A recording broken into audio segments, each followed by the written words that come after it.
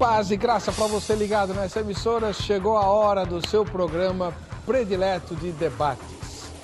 Eu digo predileto porque ele trata das questões bíblicas que nos afligem a alma muitas vezes e ele vem naquele formato de perguntas e respostas. Ou seja, os debatedores vão ter posições polarizadas que serão defendidas por meio de um debate real, como se fosse numa eleição. Isso nos ajuda a ouvir os lados, ouvir todas as ponderações e tirar as nossas conclusões a respeito daquele determinado assunto. E podemos anotar as dúvidas para perguntar para os debatedores, depois pela internet, ou para o nosso pastor no domingo. E o assunto de hoje tem a ver com a doutrina da predestinação. É uma doutrina complicada, que divide opiniões desde sempre, né? E, sei lá, talvez fosse um dos assuntos difíceis de entender a que o apóstolo Pedro fez referência em relação às epístolas de Paulo. Outros vão dizer que não, que Pedro estava se referindo às questões da escatologia paulina, mas, enfim. Como é que Deus escolhe os eleitos? Que ele tem eleitos, a Bíblia diz, né? Os eleitos de Deus foram predestinados por ele, para serem conformes à imagem de seu Filho Jesus. Está lá em Romanos. Muito bem. Agora, como foi que ele escolheu? É aí que entram as divergências. Um determinado grupo diz que a escolha de Deus foi independente de qualquer coisa que fugisse a ele mesmo. É aquilo que eles chamam de eleição soberana. Deus escolheu porque escolheu e só ele sabe como foi isso. E a nós cabe apenas sujeitar-se à escolha que ele fez. Ponto final. Outro grupo imagina que Deus elegeu os salvos baseado num pré-conhecimento que teve desses mesmos salvos. Então Deus, olhando para o futuro, previu neles alguma coisa, é a tal da presciência, né? O pré-conhecimento, e, baseado nisso, elegeu os salvos. E você, o que pensa a respeito? É verdade que o apóstolo Pedro, na sua primeira epístola, cita a palavra presciência, no contexto da eleição. Ele diz eleitos segundo a presciência de Deus, tarará. Mas os calvinistas não aceitam esse texto como evidência de que Deus usou algum tipo de conhecimento prévio para fazer a sua eleição. Por quê? Bom, eu não sei, mas nós vamos descobrir juntos. Temos aqui dois irmãos firmes na fé, crentes no Senhor Jesus, até debaixo d'água, literalmente, que pregam todos os domingos, pastores de igreja local, não são franco-atiradores, nem teólogos de gabinete. É gente que lida com a questão prática da fé e da teologia todos os dias. E eles vão discutir o assunto e nós vamos assistir e aprender com eles. Está no ar o Vejam.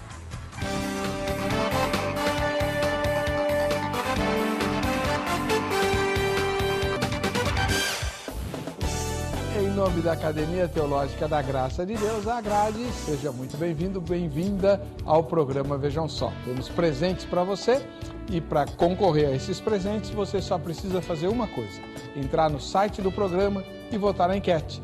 O endereço eletrônico é o vejamsó.com.br. Vai lá, vota na enquete, pronto, tá tudo certinho para o sorteio de daqui a pouquinho. Eu tenho certeza que você está doido para saber quem são os dois homens de Deus e profundos conhecedores das Escrituras que vão nos ajudar nesse difícil tema de hoje. O primeiro deles, os dois você já conhece, né? Mas o primeiro deles é o pastor Marcos Granconato, ministro da Igreja Batista Redenção, professor de teologia, escritor, conselheiro e ferrenho debatedor. Pastor... Não, eu vou contar. Depois eu conto a fofoca. Pastor Marcos Granconato, seja bem-vindo, paz e graça. Paz e graça, Heber. Prazer estar aqui. Muito bom participar sempre dos programas aqui do Vejam Só. Onde fica a Igreja Batista Redenção? Igreja Batista Redenção fica na Parada Inglesa, Avenida General Ataliba, 1780.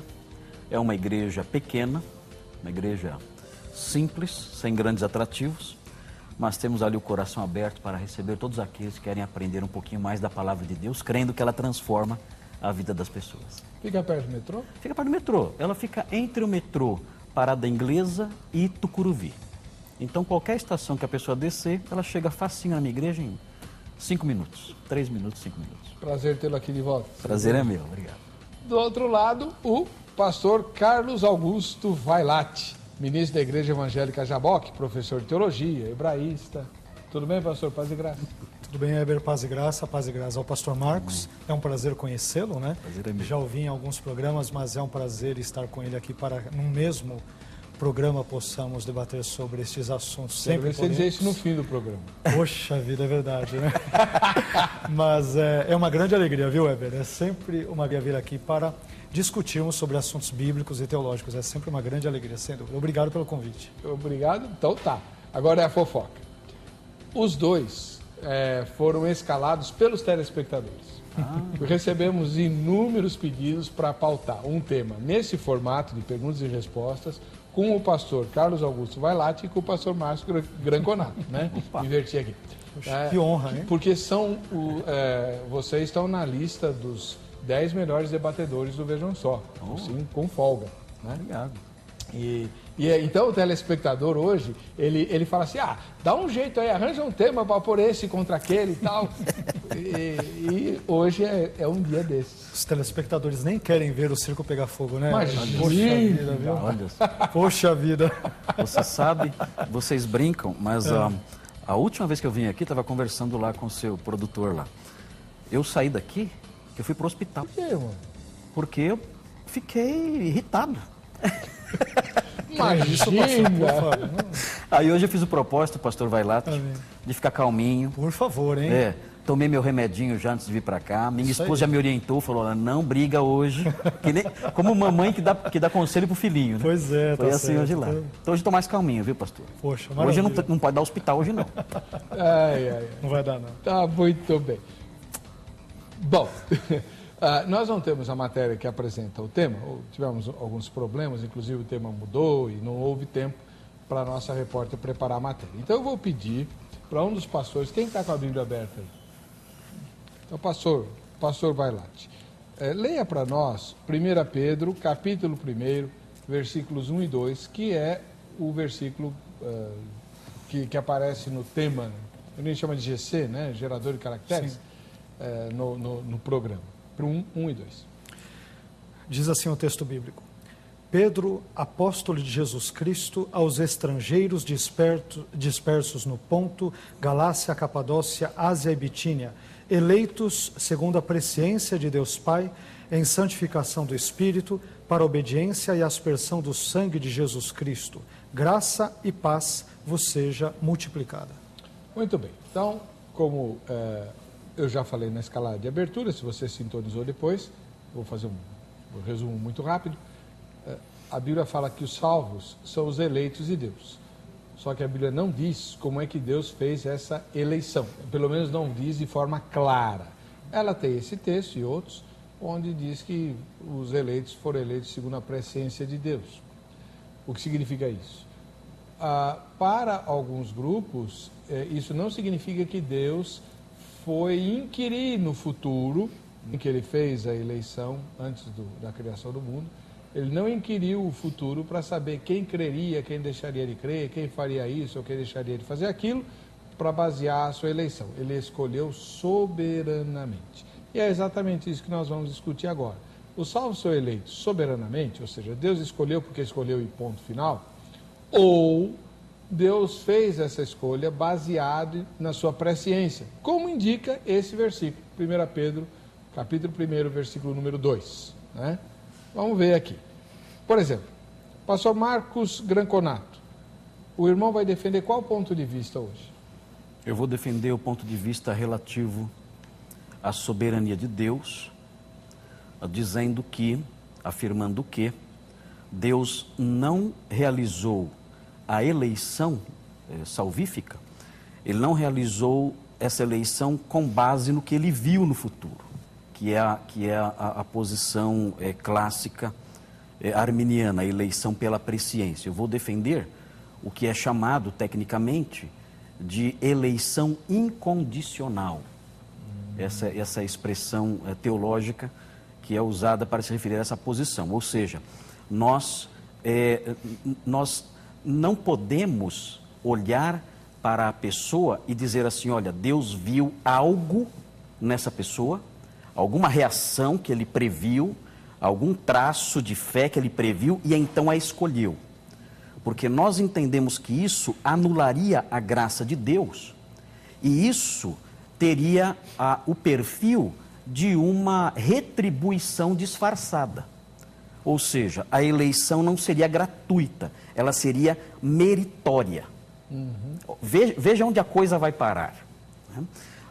Então, como eleição meritória, como uma eleição que vem na base da retribuição, não se ajusta com o conceito básico que temos de graça. Graça é favor imerecido, até as crianças nas igrejas falam isso, né? É um conceito bem elementar. Como isso não se ajusta com o conceito de graça presente nas Escrituras, então nós entendemos que não pode ser pela presciência e temos razões não só teológicas, como essa que eu mencionei, mas há razões também gramaticais para explicar esse texto e tudo mais que eu, tendo oportunidade, quero apresentar aqui. E eu queria acrescentar, Heber, se você me permite, claro. Um minutinho só.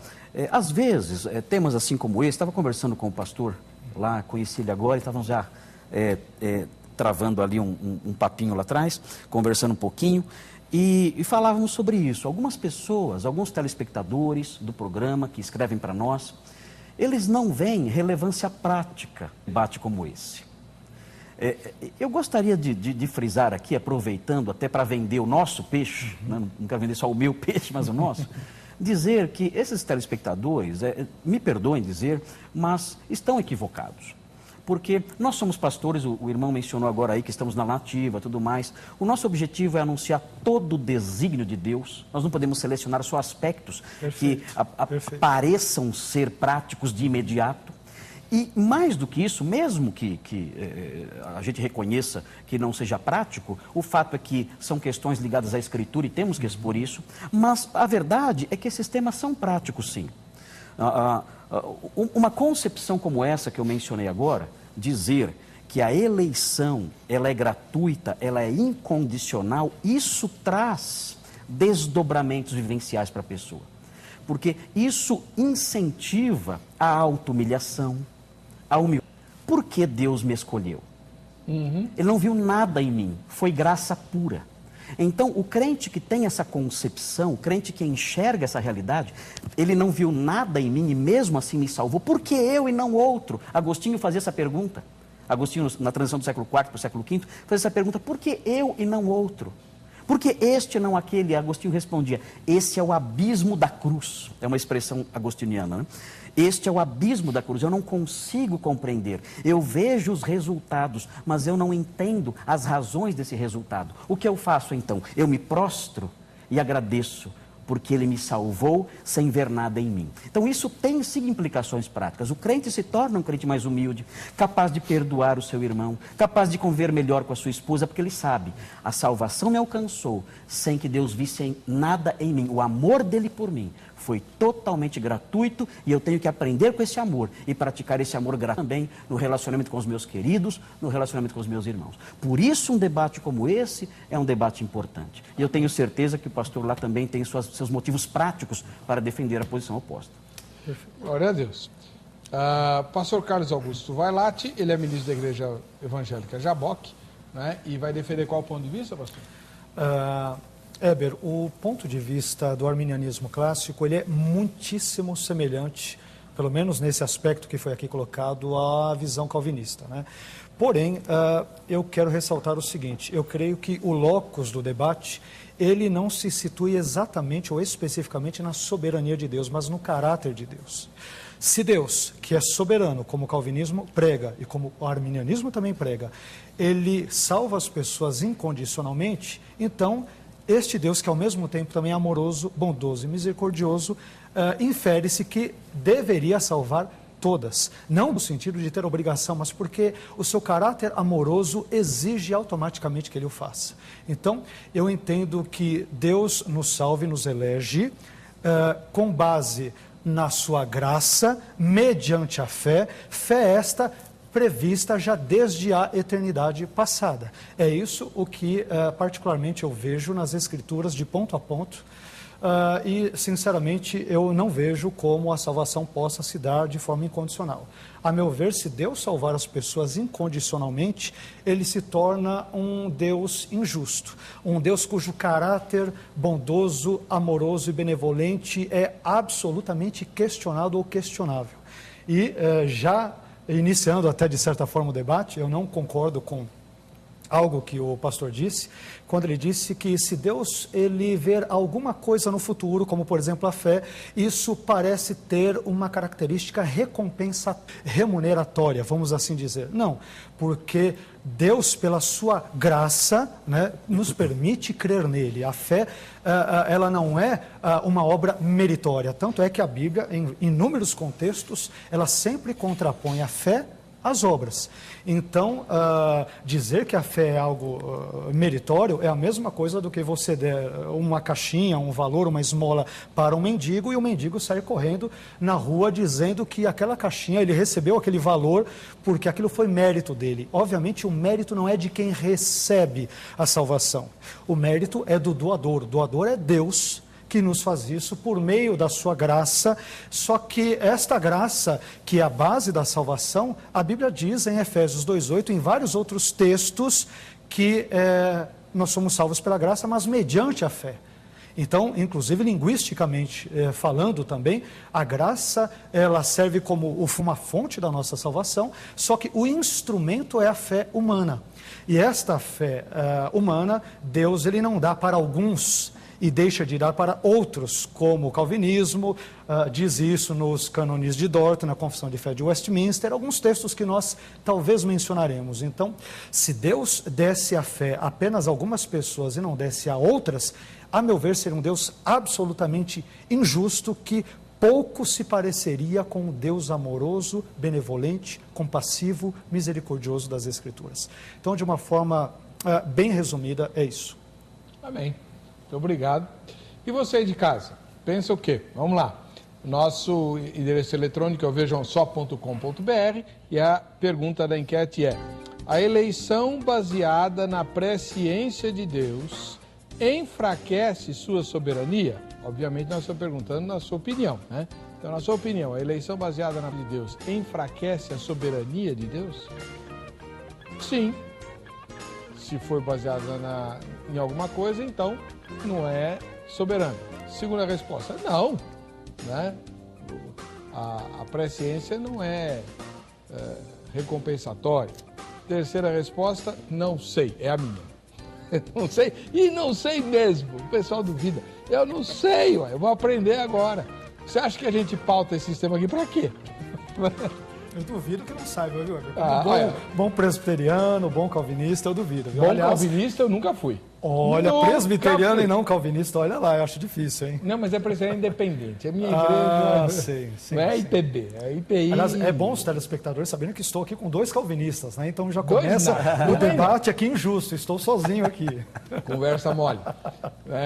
Eu sou... Eu acho que eu sou mais arminiano que calvinista. Eu não sei. Calviniano. Calviniano. Pois é. Se fosse possível, né? Arminianista. Se fosse possível, seria. Eu tenho muitas dúvidas sobre essa doutrina e por isso que a gente recorrentemente a pauta aqui. Hoje vamos resolver todas elas. Vamos lá, graças a Deus. Bom, então, votou na enquete. O que você vai ganhar? Cadê? Está aqui, olha lá. O Triunfo da Igreja. Uma pregação do missionário Jamierson Oliveira, né, sobre a Igreja do Senhor Jesus. Está aqui. É um DVD, tá? Com um estudo bíblico do missionário, hoje pastor, Jamierson Oliveira. De vez em quando você vê ele aqui no programa, né? Então, maravilha. Tá bom. Esse vai ser o brinde, mais o brinde da Academia Teológica da Graça de Deus, esse relógio aí, que vai lembrar você que está na hora de fazer a sua matrícula. Como que você não fez ainda? Afinal de contas, o ano já começou, passou o carnaval e tudo. É hora de se preparar para as obras de Deus. A grade tem filiais no Brasil inteirinho, esperando a sua matrícula. O que você está demorando para fazer, né?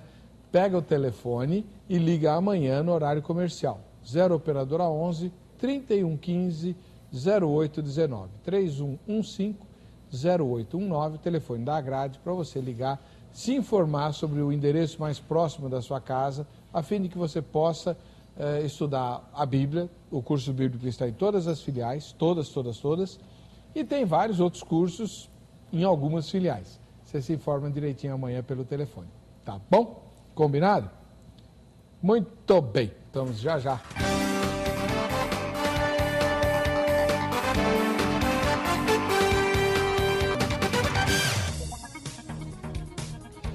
Ok, antes de eu passar a palavra para os debatedores, um recadinho para o pessoal que me acompanha no blog. Eu estou o meu blog chama Parla Eber, né? É o ebercocarelli.blogspot.com.br. Hoje, terça-feira, eu coloquei mais um sermão. Nesse blog tem ensaios, né, artigos, tem uma entrevista com o Rei Davi que eu postei a segunda parte da entrevista lá. Tem meditações, artigos sobre esporte e tem sermões, só em áudio, né? Não tem imagem, tem só o áudio. E eu tenho um sermão lá que me pediram para pôr. Por que Jesus ficou insistindo com os discípulos para eles não saírem de Jerusalém até receberem o Espírito? O Espírito Santo podia descer em qualquer lugar. Os discípulos não eram de Jerusalém, eles eram da Galileia. Por que eles tiveram que ficar em Jerusalém? Por que não puderam sair de Jerusalém até receberem o batismo do Espírito Santo? 3 razões. Quem quiser saber, entra lá no blog, tá bom? Muito bem.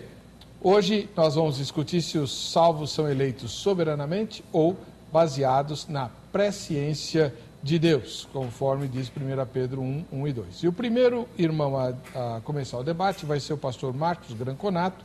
Ele é ministro da Igreja Batista Redenção, professor de teologia, escritor, um homem de Deus.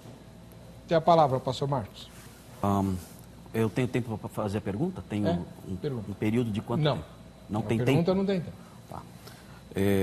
Eu gostaria de perguntar para o pastor Vailate o seguinte: a Bíblia afirma em várias instâncias, em vários momentos, a Bíblia diz que Jesus é o autor e consumador da fé, ele é a fonte da fé. Okay.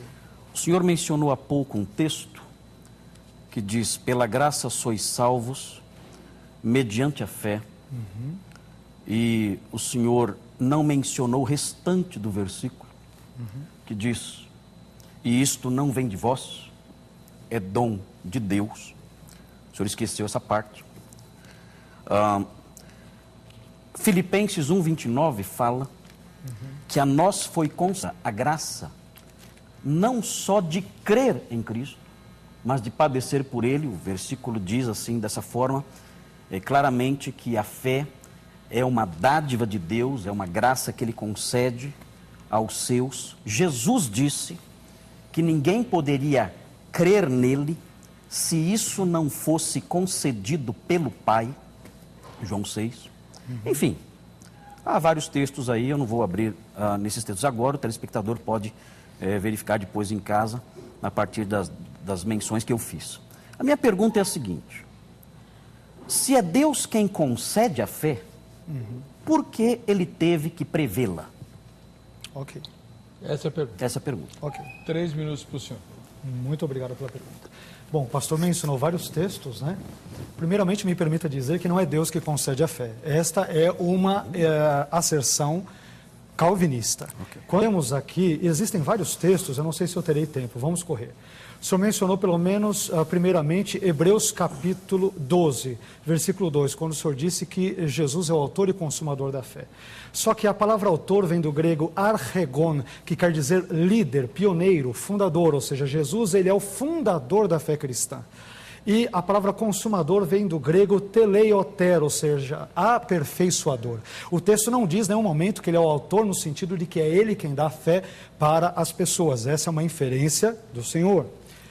Vamos para outro texto que o senhor comentou que é extremamente importante, Gálatas, ou melhor dizendo, Efésios 2:8, que eu não citei o resto porque justamente quis ser rápido, mas o texto de Efésios 2:8 diz: pela graça sois salvos por meio da fé, e isto não vem de vós, é dom de Deus. Ora, a palavra graça em grego vem do grego charis, aqui aparece como chariti e é um substantivo feminino. A palavra vem do grego pistis e também é um substantivo feminino. Já a palavra isto, que vem do grego tuto, um pronome demonstrativo neutro. Portanto, ele não pode combinar com a fé e, portanto, não é Deus quem dá a fé. A fé é uma obra do homem, mas ela não é meritória. A fé é uma obra do homem. Então, quando diz, isto não vem de vós, isto é a salvação que é dada pela graça. Em nenhum momento é citado a fé. Vamos tentar ir para o terceiro texto que o senhor mencionou, se eu tiver tempo, que é Filipenses. Filipenses capítulo 1, versículo 29, vamos lá.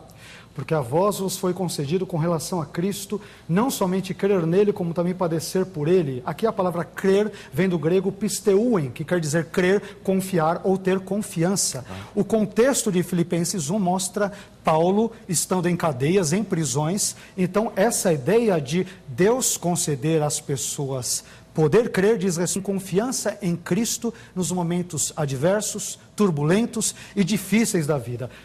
Filipenses 1, 29 não exige que eu creia que esta fé é uma fé salvífica. Esta é uma interpretação calvinista. Finalmente, vamos tentar ir para João, no capítulo 6, que é o que o senhor mencionou. Eu acho que eu não terei tempo para isso. Mas João, capítulo 6, versículo 44... ele diz o seguinte: ninguém pode vir a mim se o Pai que me enviou o não trouxer, e eu ressuscitarei no último dia. Em nenhum momento o texto bíblico diz que o Pai traz essas pessoas incondicionalmente. Aliás, o contexto diz que é necessário que essas pessoas queiram vir. Se nós formos no contexto anterior, João capítulo 5, versículo 40, Jesus diz aos judeus, que são o mesmo público que tem aqui em vista. O texto diz: e não quereis vir a mim para terdes vida. Então é necessário queira vir até Cristo. Obrigado, pastor. 3 minutos para os seus comentários, pastor Marcos Grancona. A atribuição de significados convenientes aos termos gregos é algo próprio de uma interpretação que não é muito honesta. Quando o autor bíblico usa a expressão autor e consumador, existe uma relação entre essas duas palavras. Ou seja, o Senhor Jesus é a fonte, e não só a fonte, mas também aquele que completa a fé. Ou seja, essa relação entre autor e consumador, ela impõe a necessidade de princípio e fim. Então eu não posso fugir do ambiente textual em que essas duas palavras estão presentes. Elas estão lá e o que atribui significado a elas não é só isolá-las e olhar o que significa no dicionário grego. O que atribui significado a elas é o modo como elas se relacionam, o ambiente em que elas estão e o fato de elas estarem juntas. Autor e consumador implica na ideia de fonte, início e fim. Ele é sim a fonte e aquele que sustenta, aperfeiçoa e mantém a fé até o fim. No que diz respeito ao tuto, que o senhor mencionou, aquele termo neutro, aquele pronome neutro, o senhor disse que o tuto se refere apenas à salvação pela graça, mas isso foi por sua conta. Porque o tuto, ele está se referindo a tudo que foi dito anteriormente. E é claro, tudo que foi dito anteriormente não tem gênero. Haris é feminino, pistes é feminino, mas o processo todo, pela graça sois salvos mediante a fé, isso não tem gênero. Esse é um processo. O Senhor conectou o tuto com a harite, ou com a salvação, que é feminino, soteria é feminino. No sentido, nem se nós embutíssemos a palavra salvação no texto. A realidade é que o tuto se refere ao processo. A salvação é dom de Deus, a salvação pela graça, mediante a fé, é dom de Deus. Qual foi o outro texto que o senhor mencionou? Filipenses 1, que eu mencionei, que o senhor disse que esse crer é confiar. Mais uma vez, né, isso é por conta do Senhor. Né? Porque o contexto da passagem aponta para a realidade da graça de Deus operando a salvação naqueles homens e a manutenção da salvação daqueles homens. Olha, lembre-se de uma coisa, vocês não somente receberam a bondade de Deus em termos iniciais, vocês receberam a graça de Deus em termos de manutenção disso, da graça dele cuidando de vocês. E João 6, 44, o Senhor, é impressionante isso, porque o Senhor deixa bastante claro isso. Ele está dialogando com pessoas que não creem nele. O próprio João menciona isso, eles não criam nele. E o Senhor Jesus então explica por quê. Ele diz, olha, ninguém pode vir a mim se pelo Pai não lhe for concedido. Ele explica a razão deles não crerem. O Pai não concedeu a vocês a graça de crer. E é por isso que vocês não podem vir a mim. O contexto mostra isso com clareza. Muito bem. Essa foi a primeira pergunta. Então agora é a vez do pastor Carlos Augusto Vailate fazer a primeira pergunta dele ao pastor Marcos. Bom, vamos lá. Pastor Marcos, eu respeito as suas colocações, né? Que obviamente elas são feitas a partir dos óculos do sistema teológico calvinista. Como as suas. Então, né? Assim como as minhas são a partir dos óculos arminianos. Claro. Né? Mas vamos lá.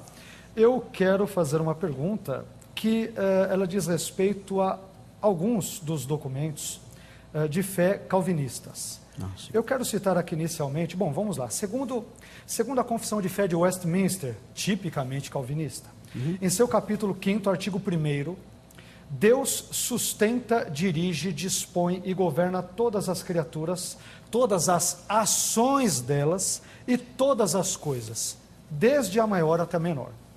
O Catecismo Maior de Westminster, que possui 196 perguntas e respostas, a fim de instruir os catecúmenos na fé cristã, na ótica calvinista, ele apresenta na pergunta 18 a seguinte questão: quais são as obras da providência de Deus? E a resposta é: as obras da providência de Deus são a sua muito santa, sábia e poderosa maneira de preservar e governar todas as suas criaturas e suas ações para a sua própria glória.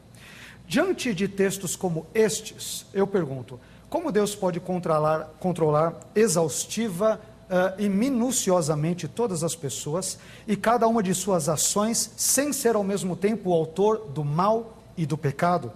O conceito calvinista de soberania, que envolve o nosso tema desta noite, que é 1 Pedro, capítulo 1, versículos 1 e 2, o conceito calvinista de soberania e providência divinas, ele não torna Deus lógica e necessariamente o autor do mal e do pecado? Gostaria que o senhor discorresse sobre isso. 3 minutos, pastor. Pastor Vailate, quem foi que disse que esse é um problema calvinista? Esse não é um problema calvinista. Esse é um problema de qualquer pessoa que crê na Bíblia, sendo calvinista ou arminiano. Veja, por exemplo, a questão da queda. O irmão se apega à presciência de Deus. Deus sabia que Adão iria pecar ou não? Sabia. De acordo com a visão que nós temos, nós compartilhamos isso. Nós cremos na presciência de Deus. Eu também creio nisso, é claro. O senhor crê também. Adão iria pecar? Deus sabia disso? Claro que Deus sabia. Mas Deus, mesmo sabendo, não vou nem colocar predestinação aqui, nem eleição, nem controle, nem sobre nada. Vou colocar presciência, vou usar a palavra que os arminianos mais gostam. Presciência. Não necessariamente. Eles gostam de uma outra também, que depois eu falo. Mas enfim, a presciência. Né? Ele sabendo que Adão iria pecar, ele criou Adão, criou Eva, que seria um instrumento para que ele caísse. Ele os colocou à prova. Ele os colocou à prova, ele colocou a árvore no jardim, ele agiu de tal maneira, ele criou todas as condições para que aquilo acontecesse, sabendo que iria acontecer. Isso também não torna Deus autor do mal? Ou seja, o dilema que o senhor me apresentou, que é real, e que os calvinistas não respondem, eles não sabem, é um dilema que não é só dos calvinistas, é um dilema de qualquer teólogo bíblico. Mesmo quem não crê na predestinação e crê na presciência, vai cair no mesmo problema. Por que Deus então criou se ele sabia que ele iria cair? Ele também não se tornou autor do mal ao criar todo o cenário e colocá-lo ali? A não ser que nós neguemos a presciência. Deus não sabia. É o que está fazendo atualmente, se não me engano, um tal de Roger Olson, que é o grande papa do arminianismo moderno. Ele está começando a entrar na linha do teísmo aberto. Sim. dizendo, inclusive, né, que o teísmo aberto se encaixa. Ele diz isso no seu livro que foi lançado aqui no Brasil, que o teísmo aberto se encaixa, sim, dentro da ortodoxia cristã, que é perfeitamente possível isso. Então, o dilema que é apresentado a mim, como Deus lida com sua soberania e a responsabilidade do homem em relação ao mal. Pastor, esse é o grande dilema da teologia cristã, não é o grande dilema do calvinista. Esse é o grande dilema do Senhor. Nós dois lutamos com essa questão. Como Deus pode ser soberano, amoroso, controlar tudo, e o homem ainda assim ter a responsabilidade pelo mal e ser o originador do mal, e Deus não ser o originador do mal. Como lidar com essas duas realidades que são realidades que nós aceitamos? O homem é responsável, o homem é a fonte do mal, não é Deus, nós jamais diríamos que Deus é a fonte do mal, tanto eu como o Senhor jamais diríamos isso. Deus é soberano sobre tudo, cremos nisso também, mas não sabemos como unir essas duas pontas. Mas não é um problema só meu. Tá. É um problema seu também. Que eu quero ver como é que ele vai responder agora nos comentários que fará em 3 minutos, pastor. Muito obrigado. Bom, eu entendo que a exagerada que o calvinismo dá à soberania de Deus, ela caracteriza Deus em termos lógicos de raciocínio, nos faz pensar de modo que Deus seja visto como se fosse o autor do mal e do pecado. Quando nós falamos do arminianismo, pastor, nós temos que entender o seguinte: a linguagem do arminianismo é permissão. Permissão é uma coisa, decretar é outra diferente, né? É bem diferente. Quando nós falamos que Deus coloca o jardim do Éden, o senhor mencionou isso, coloca Adão com todas as condições, é interessante que Deus fala para ele: toque em todas as árvores do jardim, menos naquela. Esse tipo de conselho ou de ordem não faria sentido se ele não pudesse obedecê-lo. Aliás, os calvinistas normalmente entendem que Adão ele tinha livre-arbítrio até antes da queda e depois deixou de ter. Ou seja, o livre-arbítrio ele coexistiu em algum momento na história passada juntamente com a soberania divina. Então, aquilo que o pastor está colocando é algo extremamente interessante. Aliás, o calvinismo diz por meio de Sproul, Piper, por meio de tantos outros teólogos calvinistas, que Deus decretou a queda, no sentido de que ele não somente a previu, mas a tornou certa. Eu não tenho como, em termos lógicos e coerentes, deixar de ver Deus, o Deus retratado no calvinismo, como sendo autor do mal e do pecado. E me permita citar alguns trechos das Institutas. As Institutas, no livro 1º, capítulo 18, artigo 3º, Calvino diz uma coisa que eu não sei de onde ele tirou isso, ele diz: Deus quer que se faça aquilo que ele, Deus, proíbe fazer. Deus quer que se faça aquilo que ele proíbe fazer. Eu fico imaginando um Deus esclerosado, um Deus estranho a partir da ótica calvinista. Eu pergunto, isso faz algum sentido? Deus está correto ao querer que façamos algo que ele mesmo proíbe? Isso não é o cúmulo da contradição? Eu creio que sim, em termos bíblicos, em termos lógicos. Agora, tem outros 2 trechos das Institutas que me deixam absolutamente perturbados, e só para dizer para os telespectadores, Calvino é um dos maiores motivos de eu não ser calvinista. As Institutas, os cânones de Dort, todos os escritos, normalmente calvinistas, justamente por essa visão determinista de Deus. As Institutas, no livro 1º, capítulo 16, artigo 9, veja só a ilustração de Calvino, uma coisa terrível. Diz Calvino: imaginemos, por exemplo, um mercador, um comerciante, que tendo adentrado regiões selvagens na companhia de homens de confiança, afaste-se imprudentemente dos sócios, ou seja, dos companheiros, e que tal erro o leve a ser roubado e morto, latrocínio, roubo seguido de morte. Aí vem a máxima de Calvino: a sua morte, a morte desse sujeito, não foi apenas prevista pelo olho de Deus, mas também determinada por seu decreto. Deus, ele é autor do latrocínio, eu não tenho como chegar a outra conclusão. Finalmente, outro texto que me deixa chocado nas Institutas, livro 1º, capítulo 16, artigo 3º, diz Calvino: a experiência demonstra com clareza que algumas mães possuem as mamas cheias de leite, enquanto outras possuem as mamas quase secas. Por que isso acontece, diz Calvino? Ele explica: de acordo com a vontade de Deus, de alimentar este bebê de forma mais abundante e aquele bebê de forma mais parcamente. O senhor mencionou sobre Roger Olson, que talvez esteja beirando ao teísmo aberto, o que eu duvido veementemente, mas eu acho que, se este fosse o caso, não seria tão grave como o caso de John Piper, que disse que no 11 de setembro de 2001, aquele avião que foi até as Torres Gêmeas e matou 3.000 pessoas, não somente foi previsto por Deus, mas Deus quis que aquilo acontecesse porque ele decretou. Bom, Pastor Marcos, na sua próxima resposta, o senhor vai ter 30 segundos a mais, que é a multa que ele está levando porque ele estourou o tempo, tá bom? Entendi. E o senhor tem agora a palavra para a sua segunda pergunta. Esse tipo de colocação é extremamente emocional, né? E lógica. É uma construção lógica, não é uma construção exegética. Porque essa construção é extraída das institutas. Mas as institutas não são a Bíblia. É a base do e nós temos que observar o ambiente todo em que elas foram escritas e com que Calvino estava lidando naqueles momentos para dizer essas coisas. Agora, essas coisas não me chocam, não.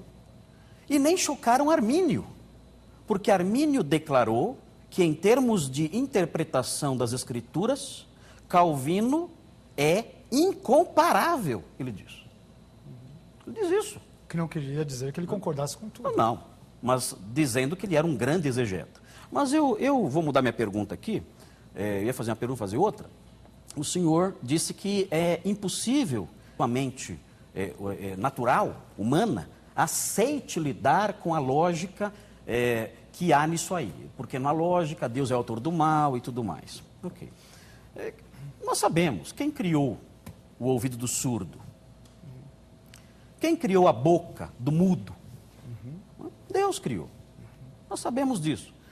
Se ele criou o seio de uma mãe que produz menos, ele é soberano e ele faz o que ele quer. Mas o que eu quero mostrar aqui, e a minha pergunta vai ser com base nisso, é 2 Tessalonicenses 2:11, que diz que no futuro, com o advento do anticristo, o senhor é pré-milenista, né? Deve ter parecido comigo aí na sua escatologia, talvez.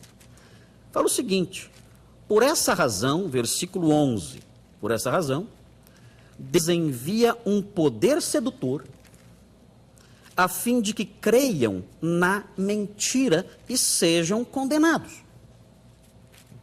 Aqui nós temos Deus agindo, enviando um espírito, um poder sedutor, não sei se é um espírito ou uma influência sedutora, a fim de que esses homens creiam na mentira. Ou seja, é aquilo que o irmão leu agora há pouco.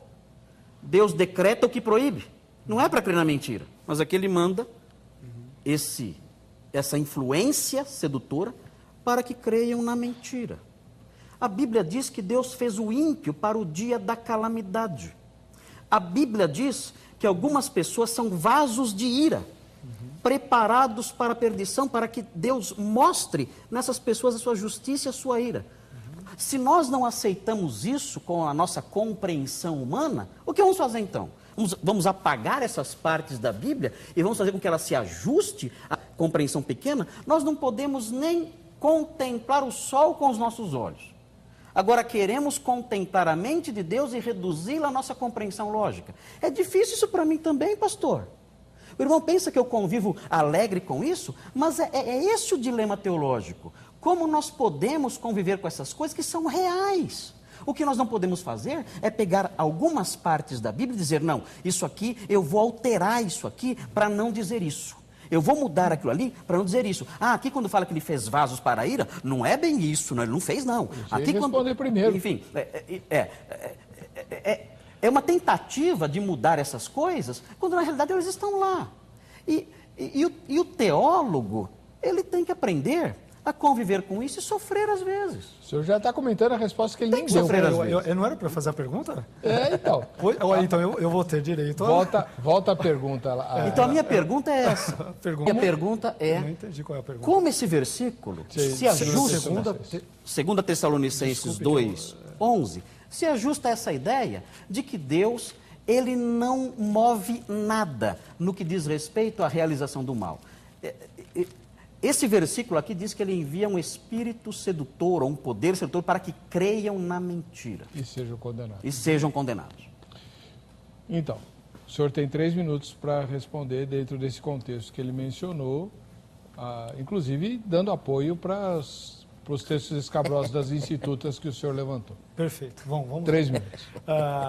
Pastor Marcos citou vários textos, deixa eu ver se eu lembro de alguns aqui para mencionar. Primeiramente, ele citou um texto de Provérbios, se não me engano, 16:4, que Deus criou o ímpio para o dia do mal, e ele citou a palavra calamidade. Esse é um dos textos mais mal interpretados pelos calvinistas que eu já vi na minha vida, porque os calvinistas dão a entender que Deus ele predestina o ímpio para a calamidade. Provérbios, o pastor deve saber, que ele é um livro escrito com inúmeras teologias, mas uma das principais é a teologia da justiça retributiva. Então, o que o autor de Provérbios está dizendo simplesmente é o seguinte: o ímpio, por praticar a impiedade, ele terá como recompensa o mal ou a calamidade. É isso. Não há nada de predestinação nesse texto. Os calvinistas entendem essa teologia veterotestamentária muitíssimo mal, mas tudo bem, vamos lá. Com relação a essa questão de Deus ser visto como o causador do mal, eu creio que essa é uma das grandes falhas interpretativas de Calvino. Apesar de admitir e fazer coro com Armínio parcialmente que ele é um senhor exegeta, isso não quer dizer que necessariamente eu deva concordar com todas as suas premissas, né, filosóficas, teológicas e assim por diante. Ora, para nós entendermos esta ideia de que Deus cria o mal, como diz Isaías 45, né, cria a paz, cria o mal e assim por diante, o Antigo Testamento, por justamente representar a fé monoteísta num único Deus. Isso é importante nós entendermos que a revelação no Antigo Testamento ela é progressiva, creio que o pastor Marcos concordará comigo nesse ponto. Como ela é progressiva, a figura de Satanás, ou seja, de um ser antagônico, ela não aparece desde as primeiras páginas. Nós aqui vemos Satanás em Gênesis 3 a partir dos óculos de Apocalipse. Mas como há um único Deus que aparece no Antigo Testamento, obviamente também no Novo, né, mas estou enfatizando no Antigo, então todas as coisas são inadvertidamente atribuídas a ele. É por isso que nós vemos 1 Samuel capítulo 1 dizer lá que Deus ele cerrou a madre de Ana. Como não tem ninguém para fazer isso, tudo é dito que Deus é quem faz. É por isso tudo a culpa é de Deus no Antigo Testamento, sobretudo no Antigo Testamento.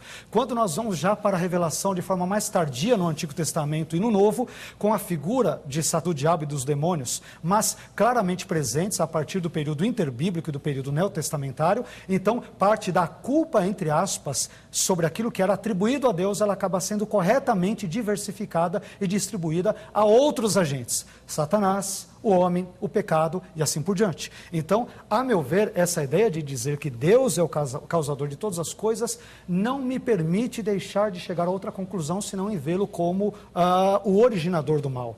Então, quando a Bíblia diz isso, nós temos que entender que há todo um contexto monoteísta, que na ausência de um desenvolvimento de uma figura antagônica de Deus durante boa parte dos textos bíblicos, tudo então acaba sendo atribuído a Deus. Isso explica erradamente, sem dúvida alguma, erradamente, porque Deus ele não tem a culpa de tudo isso. Há erros no Velho Testamento. Não. Erros na visão teológica de muitos autores bíblicos. O texto bíblico nem tudo o que a Bíblia narra, ela aprova. Tudo que a Bíblia narra, eu ouvi bem. Ela aprova. Eu ouvi bem. Pastor Marcos, o senhor vai encerrar esse bloco com 3 minutos de comentário a essa resposta. O pastor, ele diz coisas que contrariam diretamente a Escritura. A Escritura diz, Deus fez, ele diz, Satanás fez. O autor bíblico, no processo de inspiração, ele disse Deus, quando deveria dizer Satanás. Ou seja, até a base, porque notem bem, naquela passagem de Êxodo, quando Deus diz a Moisés, quem foi que fez o ouvido do surdo? Aquela narrativa não é uma narrativa de Moisés que ele inventou da cabeça dele. Sim. Ele está contando uma história em que ele fala o que ele ouviu da boca de Deus. Deus disse aquilo. Quem fez o ouvido do surdo? Posta está lá, implícita está lá. Moisés sabe a resposta, é Deus. O Senhor está dizendo que na narrativa, Moisés, ao narrar o que Deus disse, errou, ou seja, o próprio Deus errou então.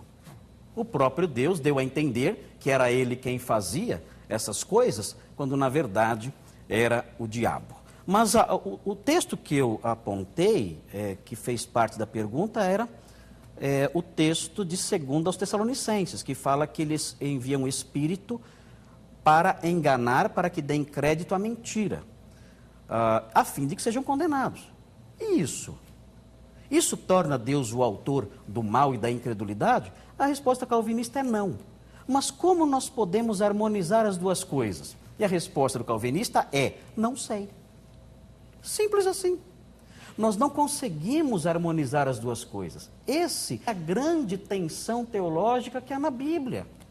E o telespectador deve entender que esse tipo de tensão, ela é própria do teólogo honesto.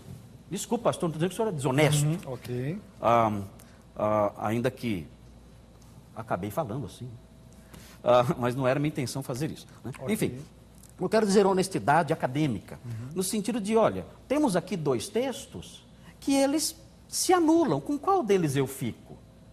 O teólogo honesto, academicamente, ele vai dizer: eu vou ficar com os dois. E como eu vou harmonizar os dois? A resposta é: olha, eu não sei harmonizar os dois, porque Deus, no seu processo de revelação progressiva, que o senhor mencionou agora há pouco, ele não chegou ao ponto de revelar tudo.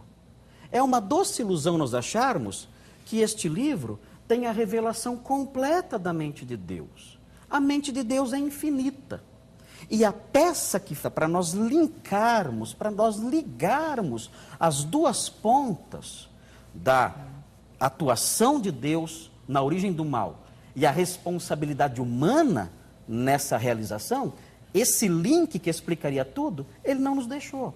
Então o que diz o teólogo calvinista? Olha, eu afirmo as duas coisas, mas eu não sei unir essas duas pontas. Muito bom. Os telespectadores que pediram vocês dois tinham toda a razão. Esse é um dos melhores debates que eu já vi aqui. Muito bom. Obrigado. A gente vai para o intervalo, voltamos já já.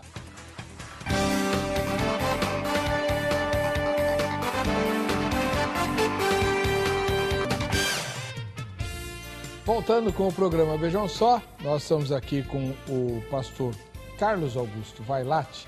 Ele é hebraísta, professor de teologia, ministro da Igreja Evangélica Jaboque, que hoje está representando o pensamento arminiano. E ele vai fazer a segunda pergunta dele ao pastor Marcos Granconato, que é hoje o representante calvinista. Pastor Vailate. Ok.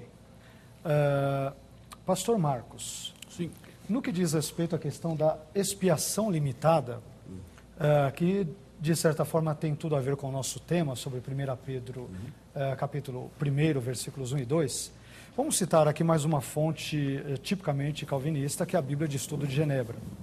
Primeiramente, na página 1376, ao interpretar João 3,16, ela diz o seguinte: parece que Jesus usou o termo mundo, de João 3,16, para indicar que a sua obra salvadora não é limitada aos judeus, mas se aplicava às pessoas em todo o mundo, isto é, aos eleitos de todas as nações. Depois, esta mesma Bíblia, na página 1695, faz o seguinte comentário sobre 2 Pedro 3,9. Diz o seguinte: o motivo pelo qual Deus adia o julgamento é o fato de que ele deseja que não somente o seu povo chegue ao arrependimento, mas as pessoas do mundo em geral. Não é da vontade de Deus que algum de seus eleitos pereça. Ora, me parece absolutamente estranho, porque em nenhum momento eu vejo nas Escrituras a palavra cosmos ou algo equivalente sendo usada para se referir aos eleitos. A meu ver, é uma inferência absolutamente deslocada dos exegetas calvinistas, onde eles usam uma série, normalmente, né, os teólogos, essa é uma Bíblia que tem estudos calvinistas, então, normalmente, parece que as pessoas desconstroem totalmente o sentido semântico de um termo. Estávamos falando sobre outros lá, o senhor até fez algumas correções de supostos equívocos que eu teria feito sobre aquele texto, mas eu vejo que os calvinistas fazem algo talvez muitíssimo pior quando interpretam textos que dizem claramente que Jesus se preocupa com todos e que quer morrer por todos, e eu não vejo isso, por exemplo, sendo explicado ou explicitado na visão calvinista. Então, na visão do senhor, como que o senhor entende esses textos de uma forma geral, né? Ou a Bíblia realmente ensina a expiação limitada? Eu gostaria que o senhor, por gentileza, discorresse um pouquinho sobre isso. Só uma observação para o telespectador leigo. Quando o pastor Vailate fala da Bíblia de Genebra, ele está se referindo às observações, os comentários. Sim, de rodapé. Perfeito. Não ao sagrado, né? E esses é bom esclarecer porque rodapé, talvez é verdade. Os comentários de rodapé são de uma Bíblia calvinista chamada Bíblia de Genebra. Perfeito. Pastor Granconato. Primeiro eu quero destacar que eu não tenho comprometimentos, né, com essa Bíblia, eu não tenho comprometimentos com os exegetas que o senhor mencionou aí, John Piper, essas pessoas todas. Eu não estou aqui representando essas pessoas ou eventuais interpretações dessas Bíblias que são trazidas aí. Aliás, há muitas coisas que eu leio em teólogos calvinistas que eu discordo.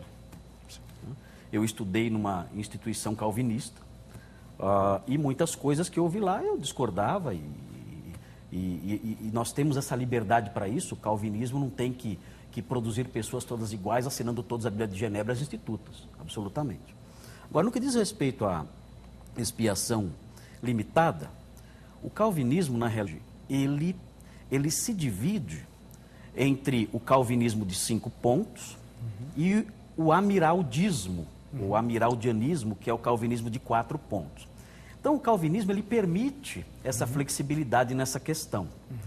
Pode existir um calvinista de 5 pontos, que crê na expiação limitada, e continuar sendo calvinista, como Melanchthon continua sendo calvinista, sendo calvinista de 4 pontos, não crendo na expiação limitada, que era a escola de Saumur, na França, que propunha isso aí, e tem um nome técnico para isso agora, que é universalismo hipotético, que é chamado, né? Universalismo hipotético, o fato de Jesus ter morrido por cada ser humano. A minha tendência, pastor, é entender a palavra mundo, quando fala que Cristo morreu pelo mundo e tudo mais.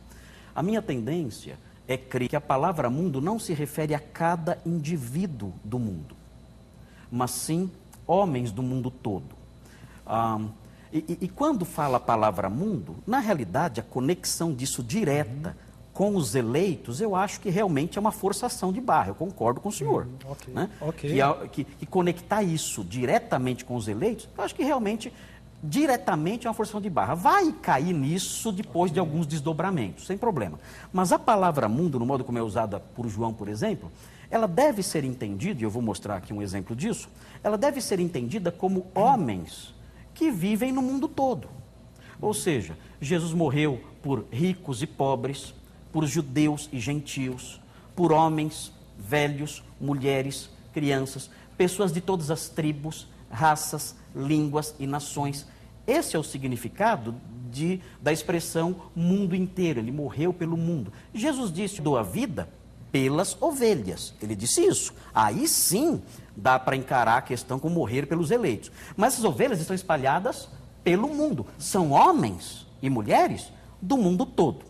A prova de que a expressão mundo todo não significa a cada indivíduo que há no mundo está no escrito de João, em 1 João 5, 20, que fala o seguinte, onde está aqui? 19. Sabemos que somos de Deus e que o mundo todo está sob o maligno. O mundo todo jaz no maligno. Ora, João e a igreja para quem ele escrevia não estava jazendo no maligno. Então, o mundo todo não é cada indivíduo. Mundo todo, mundo aqui, significam as pessoas espalhadas pelo mundo afora. Esse é o sentido do mundo e é assim que eu entendo. Uma conexão direta com o eleito, mas depois de algumas cambalhotinhas, a gente chega lá, com facilidade. Porque a Bíblia aponta para isso. Tá bom. Pastor Vailate, o senhor vai ter 30 segundos a mais nos seus comentários. Ok. Eu já tive os meus, já? Eu gostei da sinceridade do pastor justamente em falar que esse link é forçado, e realmente ele é forçado, mas ainda assim o pastor defende a visão típica calvinista, quer dizer, ele morre por classes de pessoas, por grupos, né? Rico, pobre, assim, assado, não é por cada uma das pessoas, sem exceção. Não é por cada um. Então eu acho isso muito grave. Quando a gente lê João 3,16... Deus amou o mundo de tal maneira que deu seu Filho unigênito para que todo aquele que nele crê não pereça, mas tenha vida eterna. Atos 17:30 diz: mas Deus, não tendo em conta os tempos da ignorância, anuncia agora a todos os homens em todo lugar que se arrependam. Isso me parece ser algo bem irrestrito e não fala apenas de grupos específicos. Romanos 11:32, pastor, a meu ver, é um que, de certa forma, acaba indo veementemente contra ao que o senhor comentou agora. Romanos 11:32 diz, porque Deus encerrou a todos debaixo da desobediência, isso não pode ser todos, cada um de cada classe, todos são pecadores, mas ele conclui dizendo, para com todos usar de misericórdia. Aqui a abrangência da intenção de Deus de ter misericórdia é equivalente e proporcional à abrangência da pecaminosidade humana, o que é claramente indicado pelo pronome grego pantas, todos. Em 1 Timóteo 2, versículos 3 a 6, conhecido texto, também muito criticado pelo calvinismo, mas depois eu vou citar um dos grandes defensores do calvinismo sobre isso, diz o seguinte, porque isto é bom e agradável diante de Deus, nosso Salvador, que quer que todos os homens se salvem e venham ao conhecimento da verdade, porque há um só Deus e um só mediador entre Deus e os homens, isso parece ser algo irrestrito, Jesus Cristo, homem, o qual se deu em preço de redenção por todos para servir de testemunha a seu tempo. Agora é que vem algo mais interessante. Quero citar Charles Spurgeon, famoso batista, calvinista, foi um pastor batista calvinista, e um sermão a respeito de 1 Timóteo, capítulo 2, versículos 3 e 4, isso é inclusive importante para os calvinistas de plantão saberem o pensamento dele sobre isso, ele traz o seguinte comentário sobre esse texto, e ele é muito irônico sobre a interpretação daqueles que veem todos como não sendo todos. Abre aspas, estou citando Charles Spurgeon. Nossos amigos calvinistas, diz ele, mais antigos, assim tratam desse texto. Todos os homens, fazendo referência a 1 Timóteo 2,4, dizem eles, isto é, alguns homens. Como se o Espírito Santo não pudesse ter dito alguns homens, se quisesse dizer alguns homens. Alguns homens, dizem eles, como se o Senhor não pudesse ter dito todos os tipos de homens, se quisesse dizer isso, é o que o Senhor diz. O Espírito Santo, por meio do apóstolo Paulo, escreveu todos os homens, e é inquestionável que ele quer dizer todos os homens. Continuando, Spurgeon diz, eu estava lendo agora a exposição de um mestre muito capaz, ele é irônico, que explica o texto de 1 Timóteo 2,4, de maneira a esvaziá-lo de seu sentido. Ele põe pólvora gramatical debaixo dele, isto é, do texto, e explode-o pela maneira como o apresenta. E aí ele diz o seguinte, eu pensei quando li a sua exposição desta pessoa, que teria sido um comentário muito bom sobre o texto de 1 Timóteo 2,4, se esse dissesse que Deus não quer que todos os homens sejam salvos, nem venham ao conhecimento da verdade. E Spurgeon conclui dizendo, eu não sei como aquilo se enquadra nisso. Eu preferiria centenas de vezes parecer incoerente comigo mesmo do que ser incoerente com a palavra de Deus. Ele chama essa interpretação tipicamente calvinista de 1 Timóteo 4,6, é por isso que eu citei um representante calvinista, como algo absolutamente incoerente em termos bíblicos, teológicos, filosóficos. E eu concordo com o Spurgeon, porque essa interpretação ela não é calvinista. Essa interpretação que você mencionou aí, que o senhor leu aí, e que Spurgeon combateu, a maioria dos calvinistas não é uma interpretação calvinista. Se é de calvinistas desonestos, porque não é a minha interpretação. Eu creio que Deus quer que todos os homens sejam salvos. Muito bom saber isso. Mas os calvinistas creem nisso. Spurgeon é um calvinista. É bom que o telespectador saiba que Spurgeon é um calvinista. Mas eu citei Se o senhor lesse mais Spurgeon, se tornaria calvinista rapidinho. Não. Justamente por ler muito é que eu não sou calvinista. Não, é justamente por faltar de ler Spurgeon e a Bíblia que... Pela primeira vez nesse formato de programa, só vai dar tempo de fazer duas perguntas. Nunca aconteceu isso. Quanto tempo eu tenho ainda? Ana? Quanto tempo eu tenho? Só dá tempo de uma pergunta, e uma pergunta breve e uma resposta sem comentário. Então, pastor Marcos Reconato, sua última pergunta. Ok. Pastor, eu vou fazer a pergunta que eu fiz uma vez para um arminiano e ele me deu uma resposta que não me satisfez muito. É com base em Mateus 11, 21 a 24. Mateus? Mateus 11, 21 a 24. Que diz? Esse texto diz o seguinte, nós estamos falando aqui, era para a gente falar de 1 de Pedro, né? A fé prevista. Né? Isso. Os arminianos dizem que Deus escolhe com base na fé que ele prevê. Isso. E aí ele escolhe. Né? Ele olha no corredor da história, quem colocou o corredor da história lá ninguém sabe, né? Não foi ele, porque ele teve que consultar. Corre aí, então, pastor. aí ele olha no corredor da história, descobre quem vai crer. Isso. Aí ele elege a pessoa. Ok.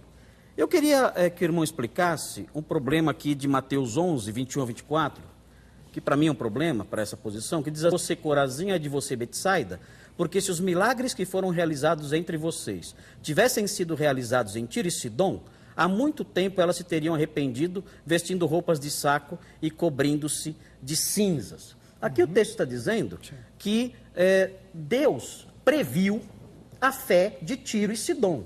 Se elas vissem os milagres, elas creriam. No entanto, o Senhor não realizou milagre nenhum ali. Ele previu a fé. Ele previu a fé. Bom, o senhor Mas compreendeu ele não... a pergunta, né? Sim, compreendi. Ele não salvou. Então, beleza. Como os arminianos explicam isso? 3 minutos. Bom, me permita primeiramente fazer uma correção, pastor. Jesus não diz que ele prevê aqui a fé. Isso é uma inferência que é absolutamente por conta do Senhor. Não, o texto não diz isso. Para nós entendermos esse texto, eu acho que esse texto é tão simples de ser entendido, sim, para e mim eu também. realmente não entendi a pergunta do senhor pelo seguinte. Para nós entendermos aqui, basta entendermos, o que pareça, a geografia de Israel. A resposta está aqui. Quando ele diz, ai de ti, Corazim, ai de ti, Betsaida, porque se em Tiro e em Sidom fossem feitos os prodígios que em vós se fizeram há muito, teriam se arrependido com saco e cinza, ele está citando 2 pares de cidades. Corazim e Betsaida, que eram cidades da Galileia e, portanto, estavam dentro do território de Israel, e ele cita também Tiro e Sidom, que eram cidades fenícias e, portanto, estrangeiras. O que ele está querendo dizer, ele não está dizendo que previu uma fé, que Tiro e Sidom se arrependeriam, isso não está no texto. O que ele está dizendo é, vocês que são de Israel, vocês que são de Corazim e Betsaida, da região da Galileia, do amplo Israel, vocês são muitas vezes mais incrédulos do que os estrangeiros. E ele usa como exemplo Tiro e Sidom. Este mesmo exemplo se repete nos versículos seguintes, quando ele vai citar ali também Sodoma, Cafarnaum, que pertence ao território de Israel, e Sodoma como uma cidade que havia sido destruída no passado por ser ímpia. É isso que o texto... Aquilo que o senhor diz de prever, ele não diz isso, ele só usa essa situação como uma declaração hipotética, contrastando 2 cidades israelitas com 2 cidades que são gentílicas. E ele diz, se vocês de dentro de casa, do território de Israel, vocês que veem os meus milagres, se vocês tivessem fé como os estrangeiros de Tiro e Sidom têm, poxa, vocês seriam uma bênção, vocês teriam se convertido e assim por diante. Claro que eu estou fazendo uma aplicação prática. Agora, me permita dizer algo. Não é verdade que não houve ali milagres em Tiro e Sidom e que pessoas não se converteram, como o senhor sugeriu. O senhor quer dizer, por que Jesus não fez milagres em Tiro e Sidom para que ali as pessoas se convertessem? Uma boa lida nos evangelhos mostra que muitas pessoas se converteram no contexto de Tiro e Sidom. Basta ler Mateus capítulo 15, versículos 21 a 28, que diz que Jesus esteve nas regiões de Tiro e de Sidom, quando ele curou a filha daquela mulher cananeia que se encontrava endemoniada. Isso acabou trazendo muita fé naquele contexto. Por que eu sei disso? Porque muitas pessoas que seguiram a Jesus eram das regiões de Tiro e Sidom. Isso está em Marcos, capítulo 3, versículo 8. E Lucas 6,17 relata que muitas pessoas vindas da costa marítima de Tiro e Sidom vieram até Jesus para o ouvirem e serem curadas de suas enfermidades por ele. Portanto, Tiro e Sidom ouviu sim o evangelho. Além disso, mais para frente, Lucas vai dizer em Atos, capítulo 21, versículos 13 e 4, que quando Paulo chega à cidade de Tiro, ele encontrou discípulos ali. Então, Tiro ouviu o evangelho. A dedução que o senhor faz de que Jesus iria prever que as pessoas crescem se o evangelho fosse pregado, de fato muitas creram. E segundo, mas Jesus não prevê, ele usa a situação hipotética comparando 2 cidades israelitas com 2 gentílicas. Aí há um erro, a meu ver, de interpretação do senhor. O senhor respondeu, agora é a sua vez de fazer a sua última pergunta ao pastor Marcos Granconan. Tenho direito à tréplica? Não temos tempo nem de comentário. Poxa vida. Corre aí que o programa está acabando. Vamos lá. Então, peraí. Deixa eu tentar pegar uma mais simples, entre aspas, né? Vamos lá. Pastor Marcos, os cânones de Dort, o senhor percebe que eu sou um arminiano que leio muito a literatura calvinista.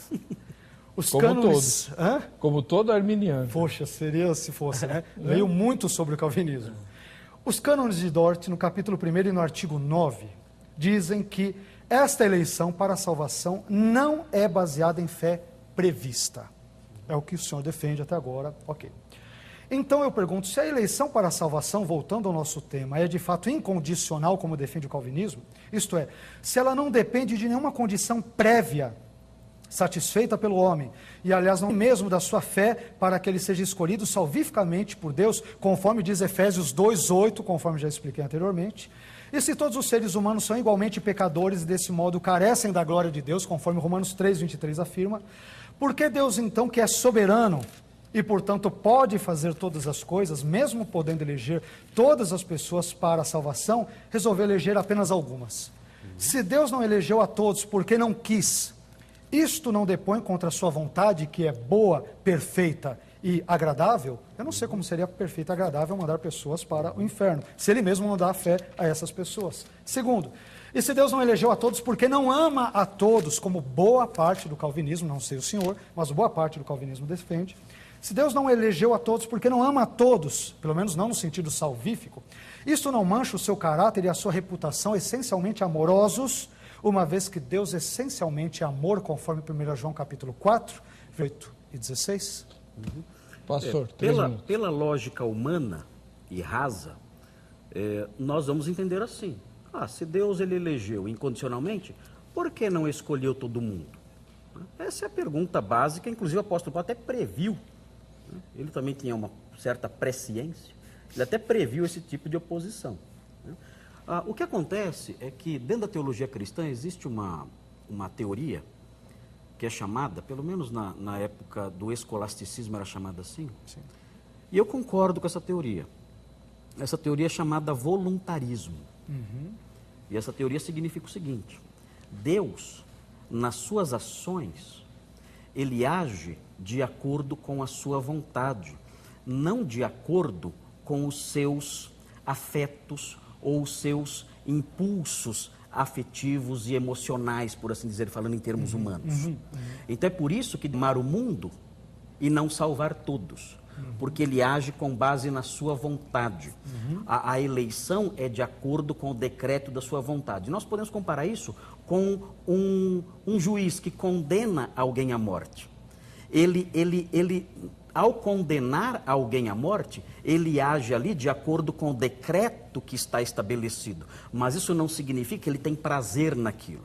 Então esse é o voluntarismo. É uma forma como nós podemos tentar conciliar esses textos sem jogar nenhum deles fora. Mas um texto que diz isso claramente, que mostra que Deus age de acordo com a sua vontade e que eu não tenho sequer o direito de questionar se ele é justo ou não, o senhor sabe muito bem. Sim. Todo mundo fica bravo quando eu falo sobre esse texto, fala, mas você fala sobre isso, mas eu vou fazer o quê? Vou falar sobre Adão e Eva? Vou falar sobre Noé?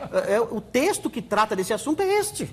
E o texto a que eu me refiro é Romanos 9, é claro, o texto diz, então que diremos? Acaso Deus é injusto? Aí você espera a resposta de Paulo. Paulo diz, de maneira nenhuma. E aí a gente pensa, opa, agora ele vai fornecer a explicação que nós queremos. Agora ele vai dar aquela peça que nós esperamos, mostrando por que Deus escolhe alguns e mesmo assim não é injusto. E agora? Aí ele nos frustra. Porque ele cita o texto que diz, terei misericórdia de quem eu quiser ter misericórdia e terei compaixão de quem eu quiser ter compaixão. E aí na sequência, no versículo 19, alguém diz, então por que Deus ainda nos culpa? Então que culpa tem o homem? Aí você pensa assim, agora vem a resposta e eu vou solucionar esse grande dilema que os arminianos vivem levantando e jogando sobre nós. Porque Paulo aqui está discutindo com o arminiano aqui. Essas perguntas que são levantadas aqui são as perguntas dos arminianos. Acaso Deus é injusto? Foi a pergunta do senhor. A pergunta do senhor está aqui, ele está conversando com o arminiano, e agora vem, mas alguém dirá, então por que Deus ainda nos culpa? É o arminiano falando. Aí você fala, agora Paulo calvinista vai dar a resposta para o arminiano. Aí Paulo responde, quem é você? Quem é você para questionar a Deus? Essa é a resposta que ele dá. Se Paulo dá essa resposta, que resposta ele espera de mim? É claro. Se Paulo diz assim, olha, quem é você para discutir com Deus? Ele escolhe alguns e outros não. Ele é o oleiro, ele faz os seus vasos como ele quer, um para ira, outro para glória. Ele é soberano, ele é Deus. Cale-se diante dele toda a terra. De que se queixa o homem ainda? Pois é. Fique em silêncio. Né? Não há como questionar a soberania dele. É o que Paulo faz aqui. Mas os arminianos não aprendem esse texto e quando ouvem ficam bravos dizendo, vocês só correm para Romanos 9. Ó, acabou o tempo. Só nós, acabou o tempo. Romanos 9 é a criptonita do arminianismo. Romanos 9 é a criptonita do arminianismo. Acaba com o arminianismo. Eu prometo que eu faço... E acaba o programa também. Já acabou. Eu tenho que entregar o sinal. Vou falar para o dono da emissora que foi a soberania de Deus que fez ele crescer. Bom, é o seguinte. Nós vamos fazer um tema sobre Romanos 9. Né, como explicar Romanos 9, se o arminianismo está certo. E aí vocês discutem à vontade. Eu quero agradecer ao pastor Carlos Augusto Vailate e ao pastor Marcos Granconato por terem aceito o convite. E, de fato, o tema e o debate foi brilhante. Nós vamos reprisá-lo várias vezes ao longo do ano, nos feriados. E você pode tirar suas dúvidas por meio do contato que está no site vejamsó.com.br desses dois irmãos, homens de Deus. Vamos ver quem vai fazer o sorteio, quem ganhou o sorteio. Rapidinho, por favor. Lá de Fortaleza, Leomar Jacó, de Fortaleza. Parabéns. Nós vamos encerrando o programa aqui, agradecendo o carinho da sua audiência e te esperando no próximo Vejam Só.